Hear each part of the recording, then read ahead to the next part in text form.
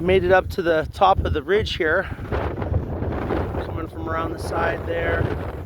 There's the Bloody Run Hills down there. Big valley, river valley. But look at this.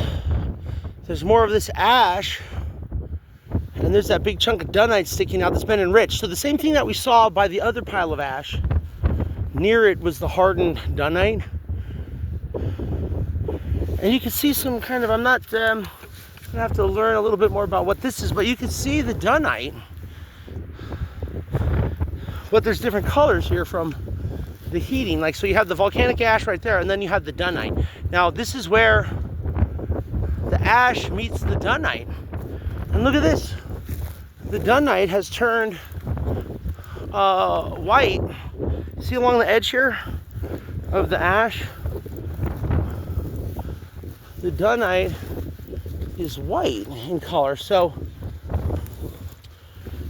either it's been leached of its mineral and turned, oh, buddy, boy. Oh, it turned this other color. See this?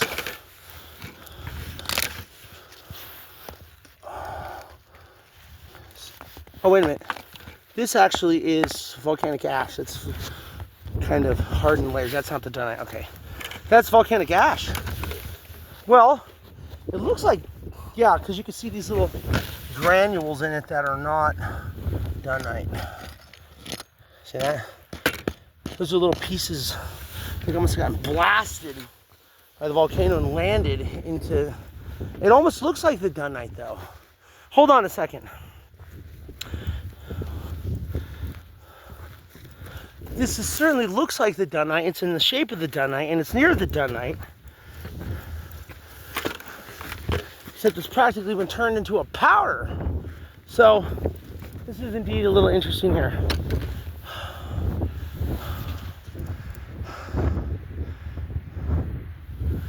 Maybe that is just volcanic ash and not the dunite.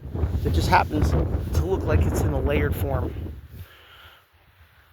That's what it must be. This is not the dunite. It's so light. And it's got different types of crystals. Okay, so this has got to be something that fell in layers. Oh look, something bored out of itself a little hole. And it's living in there, a little tiny miner. Okay, look at these layers of material that must have just dropped down and formed and then hardened. See that? So that is some type of volcanic ash that blew up and shot these little pieces everywhere, and then successive explosions that landed and formed layers and then hardened. Look, that's got to be what this is. Multiple explosions of volcanic ash that rained down on the area over the years and just hardened into these layers. That's what that looks like.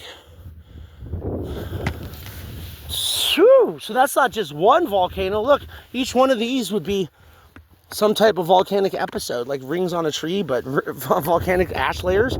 So this area has been obviously been extremely active.